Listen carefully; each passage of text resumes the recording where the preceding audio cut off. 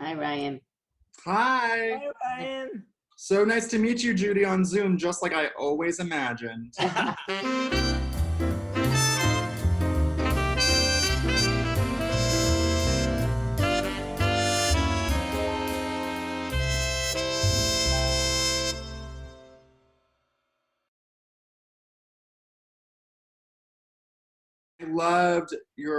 I loved Crip Camp. I was obsessed. I devoured it. Thank you. I've 4 times, I think. Yes, yeah. Oh, great. I And have then, to say, Jimmy LeBrecq and the people that produced it, directed it, it was Jimmy's idea. He had he had been a camper and then he went into sound engineering. And then he decided he wanted to give back something in disability. And it was his vision to create the movie, the documentary. Oh, I wow. met Jim way before you, Judy, and You didn't. I knew Jimmy when he was 15. No. Before I met you, I met Jimmy. Oh, before you met me? Yeah. So when I met Jim, it was right when I was getting into IL stuff, but I was texting him the first time I watched it, and I was like, you guys were insane. What was going on back then? And we were just texting back and forth while we were watching, and I was texting Neil too, because there were clips of Neil Jacobson, and I used to work for him, and so yeah, I just love the film. I've only seen it twice because I can't get that emotional anymore, but yeah, great job. That's great. I want my own Crip Camp. Oh, you do have it though, Ryan. You really do. I thought that's what this is. Yeah. Oh, I thought that's where we were headed. By the way, Crip Camp? did everybody go to camp here? I mean, I went to Camp Arazine. I was gonna say I went to a camp for kids with disabilities, and I remember seeing Crip Camp and going, man, if I had Judy Heumann as a counselor back then, that would have been so right. Because it was a camp neighborhood house, but a camp for kids with disabilities, but I just remember watching Cooper Camp and going, what my life would have been like if I had gone to Campton and that as a little girl met you. That would have been, had you as a counselor, that would have been so awesome. Man. I mean, I just went to fucking zoo camp. I totally got shafted. You went to what? Zoo camp. I don't even know what it was. I went to weird day camp stay that was not like Crip Camp. It was not like us living, laughing, and loving on a gorgeous patch of land in fucking Maine. No. We're upstate. No. It was in upstate New York. I didn't go to upstate New York. Yeah, upstate New York. Yeah. Tobias, are you going to say something? Oh, yeah. Oh, I'm just waiting. I'm listening, absorbing. But it's nice to virtually at least meet you, Judy. This year, at the beginning of the year, I kind of got to go to Oscar camp. And I was fortunate enough to be in the choir at the Oscars. And I could not. Oh, I saw you. You were in the choir. Yes. Yeah. I had to make sure that I raised my wheelchair up high enough. I was like, did they see the wheelchair? That's all that matters. That little kids around the world see a wheelchair on the Oscar stage at least. I almost stood up. Me too. Oh my God. It would have been a miracle. Right. But I couldn't help but think of you because instantly I thought, well, this is going to be tricky, right? It was not at all. It was the easiest thing to do to get onto the Oscar stage because everything was accessible. I didn't have to worry about it because you had already been there, a couple decades before to pave the way in a world that was not accessible in any way, shape, or form. My question, I guess, for you is, you kind of already answered it, but did the future meet your expectation of when you were first, tackling this battle? Not yet. We're still working on it. I mean, the future has not, my vision of what I would have liked the future to be and where I would like the future to be now is not where I want it to be. You want a Um, jet for everybody. Yes, certainly for everybody, but I think in the area of disability, while, you know, we have a stronger movement, an international movement, which we really didn't have in the 1970s, it was just emerging, but we're still trying to legitimize ourselves, for people to accept that we're, you know, even an issue they need to grapple with and deal with. And, you know, when you talk about media, it's, I mean, why was I excited about one person being on the stage who had a disability? I was like so excited. But the reality is there are many more people from diverse backgrounds on the stage, right? Black people, Asians, Latinos, We had blah, blah, blah. we had 3 people with disabilities that you could see, and I don't know how many other people had disabilities in that group, just based upon substance use or mental issues. I have no idea. We half of us Who are were the other 2 people? No, not Ellie. One is a amazing singer named Victoria Canal, who's a limb difference, and the other is a gentleman who is a blind. He's blind. He was also a black fellow. He was in the choir? And he's a singer in Tower of Power. He's a musician in Tower. Oh, yeah, okay. Good. You're with them. Hi, Toby. I'm going to visit you soon, just so you know. Okay. If you see me in your front yard, then you know why. You know where I live. I do. And Chris. Were you going to say anything? Me? Yeah, I want to make it as brief as possible because there's so many wonderful people on this call. But I just want to say, so first of all, I loved Crip Camp as well, and I hope you never get sick of hearing about that, because that was my introduction to you as a human, pun totally intended.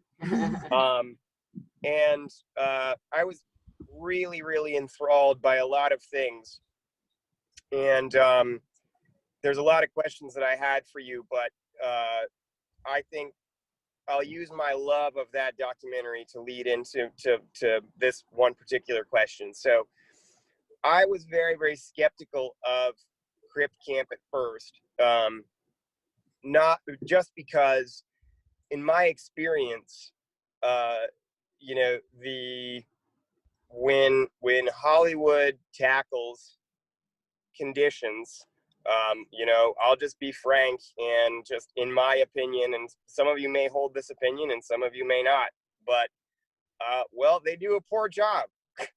And I think a lot of you might agree. And they do a poor job for multiple reasons, but in my opinion, if we're trying to make an impact, then the story itself has to be in front of the message in a way. And what I mean by that is that we are fortunate to be as you said, I'm just phrasing it a different way, a subculture that touches all other subcultures, right? And I don't mean subculture as in a culture that is less than, I mean a culture within a culture, and that is persons with conditions. And what really impressed me about Crip Camp and why I loved it so much is the through line in the whole documentary, to me, really drove humanity home, the humanity of the community, which most stories around persons with conditions, whether it's a documentary or not, fail to do that properly. In my opinion, that was what was so mind-blowing, is that it was real, and there was so much humanity in it. And with that said, my question to you is, in your opinion, what can we do now to inject the importance the value of humanity first inside the inside not just media but Hollywood media specifically. And I'll give you an example, right? I'll give you an example. Every single time I see stories that showcase persons that have conditions that have been hired for a show, the title of the article is usually blind actor breaks barriers, or a deaf actress breaks barriers. And the issue that I have with that is, if you want someone to really dive into a story, a better title might be incredibly talented actress breaks barriers on new ABC show. And then someone will go, oh, how does she break barriers? And then she clicks on the article and she actually and the people actually read the article, and then they learn something, and then all of a sudden the humanity is revealed. And I think it's easier to make change when information is presented that way. So what can we do to help shift the language towards that in Hollywood and elsewhere? I mean, it's the same message as I've been giving. It's got to be coming from more than one person. It's got to be coming from the people that are producing the material. I also think it has to be coming from the people who are reading and viewing the materials. You know, I think the comment that you make about Crip Camp and the humanity of the film, I really like that word, and I'm sure it's not the first time that it's been used, but it's a powerful word, and I think speaks to comments that many people make about how the film demonstrated how people valued each other and took the time to really enable everybody to participate in the process. But I think our voice is becoming stronger, and our voices as consumers, because I think really things that have happened in other communities have not just happened because those who were actors, for example, were the main cheerleaders. It was because the communities that they represent were clearly demonstrating that A, they had an economic base that they were missing, and B, that the audiences wanted to see themselves. And I don't think we've done that enough. I don't think that we've, you know, when films come out or are being, you know, developed where disabled people are not being cast, when disabled people are not, you know, throughout the projects that are going on, and when language is very interesting, of course, because my presumption is that we would have similar language in this group, but then you have many people out there who are still using what I would call ableist language, or demeaning language, and people using it themselves. So that's a whole other discussion about how we really elevate the importance, in my view, of not using terms that are disparaging of ourselves. But I think really the expansion of our movement, and our movement meaning that we also are, look, we represent 61 million people. If a couple of million people were writing about, you know, how they're not seeing themselves in advertising and television, on and on, that I think could have an effect. That won't happen overnight, but I think we really need to see ourselves as consumers, and too many disabled people, because of the weakness of the movement, are not aligned with any of the movement. They may be aligned with a particular organization that represents their disability, but those organizations are not necessarily advocating politically like we are. You know, they're raising money still for cure and services and things like that. So I think we have to really move to another level. I'd love to jump in just in my put my hat on as National Chair of Performers with Disabilities for SAG-AFTRA, because I keep the Watchdog report, which reports on TV, theater, movies, advertising, broadcasting, music, and all that stuff about where our employment is happening. And so just to give you a hopeful view so that we don't get off of this conversation feeling like it's hopeless. It is not hopeless because in the last 3 years, we've actually tripled employment in television for PWDs.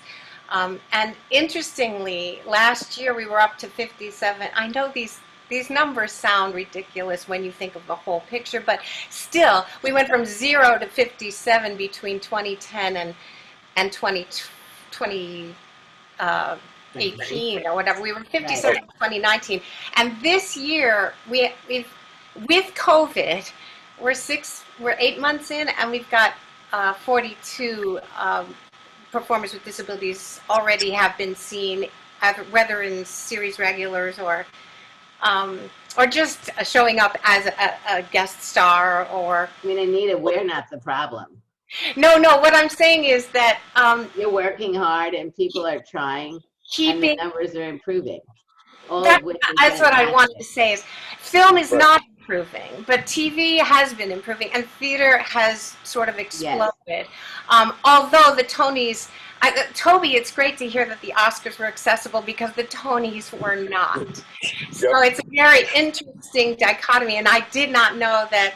I'm so glad to hear that, Toby, because I saw you on the Oscars, but I didn't know how your accessibility situation was, whereas Allie had to be in a certain place. She couldn't sit in the audience and then come up for the award. I mean, my question about the Oscars was, you didn't come from the audience to the stage. Exactly. You came from the back. To the stage. Yeah, exactly. And you I could have see come from the front to the back. There would be some difficulties, but at the same time, I'm like, that's a design thing that I think they could have made a stage look really great with 2 ramps coming up from the sides, and they had there's ways around. Yeah. I think the most amazing thing about what you've done, Judy, and what that whole movement did is it showed how beneficial making a change for one group can affect the majority of people. Elevators alone.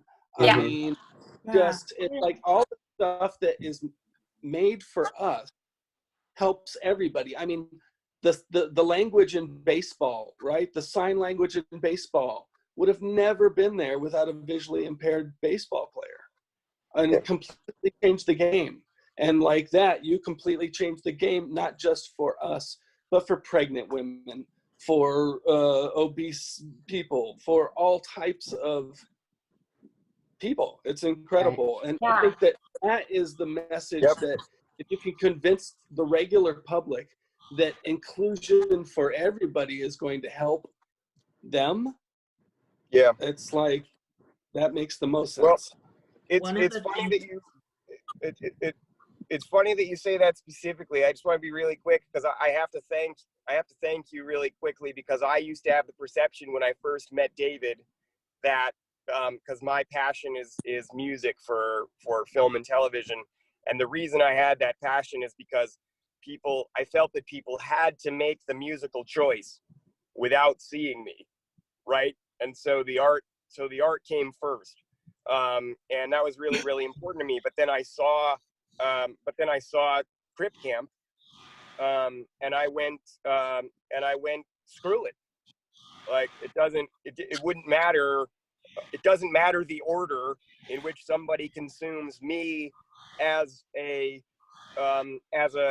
human being, right? Like quality can come from like in any direction, and I wouldn't have felt that freedom without the film and without you. And I just wanted to say that thank you. And everybody else can talk now. You know, we're really trying hard and we're making progress. Yeah. There's no doubt about that. I think the numbers, as you're talking about, Anita, are obviously important. I think COVID for the entire industry is really having a dramatic effect on it. And Ryan, are you in production or what's going on? Yes, with honey, you? off to the gallows I go. Yeah, we finished. We did 4 episodes. We shut down because Miss Rona, got her claws into us. But we're shooting next month. We're in pre-production right now. So yeah, we have 4 weeks of shooting left, which is a little harrowing. I'm not gonna lie. But I guess I'm gonna understand what it means to die for your art. Do you know what I mean? Oh my God. I hope not. Very careful with it, yes? Yeah, of course. Like, I'm not like raw dogging it, but I mean, I kind of am in a way because I have to, be a wactor. Like, if I was just being a showrunner, I'd be like, cool, live, laugh, love. I'll put my mask on and party. But I have to just do my work, which means being maskless. But I mean, of course, like the production's being really careful. I talked to like someone, like the director of like Mount Sinai or whatever, and she's like, it's safer than being in a grocery store. I'm like, chic. But it's also like weird because I mean, I have cerebral palsy, which is an underlying condition, but I also have a mild case that doesn't really seem to affect my respiratory function. But you never know, and you would love not to find out. Exactly. No, totally. I totally get You're it. crazy. I love it. And I don't know who the bottom person is. All it says is iPod Oh, or you iPad. surprised. Oh, you can't see That's the face? You can't see the face of Miss Jerry Jewell? Oh, That's Jerry. it is Jerry. Jerry, do your review. Jerry, how the hell could I tell you? I can only see your damn eyes. How the hell Hi. are you? The facts of I life doesn't give it know away. the facts of life. Yes, it's her Facts of Life mask. Oh, cool. Yeah. Jerry, I miss you. Oh, there it Before is. Jerry gets involved, I have to say goodbye, Judy. It's amazing meeting you. And the rest of you guys are incredible. I love you all. And Love you, Toby. safe on set. Jerry, show your beautiful face. I'll see it before I go. And I'll see you guys all soon. Bye. Love you, Toby. Jerry, that last movement you made, I could tell it was you. Oh my God. The spasm gave you away. I'm going to throw you off and wear the Flintstones, but, Well, we have about 2 minutes left anyway, so we just, any other stuff that we want to talk about? I just want to tell Jerry that I love her. That it's so important how you were out there really in the beginning and leading the way, and I think really illustrative of what we need to be seeing all the time. Judy, that means so much to me because I have always had so much respect for you. The And, mutual fan club. you were one of my heroes from the beginning. I always paid attention to what you were doing. Congratulations on the book. Thank you. And I am so blessed to have been a part of your life and to be a part of opening doors for millions of people. I mean, you're my hero, Judy. Well, I mean, really. Okay, everybody, this is serious, right? Everybody on this screen has played an important role in other people's lives. And I think that's what we all need to remember. And for people who will be watching this, think about the roles that you've played in helping open doors for other people. And that's ultimately, I think, what's really important is, we are in this because it goes beyond what we want for ourselves. We're in it because the love of the work that we're doing in theater and whatever it may be. And, we experience barriers that go beyond the normal barriers that people trying to enter into media are up against. I mean, the reality is most people without disabilities don't make it to where they want to be, right? In theater or movie, whatever. But, coming up and knowing that the perceptions of who we are, regardless of our talent, make it so much more difficult for us to get forward. And the fact that people have been fighting so hard. and really making a difference. And so looking at the contributions that everybody on the screen has made, is making, will continue to make, I think that's what this is all about. And allowing people to see that, you know, having chutzpah is really important. You know, really being able to kick ass.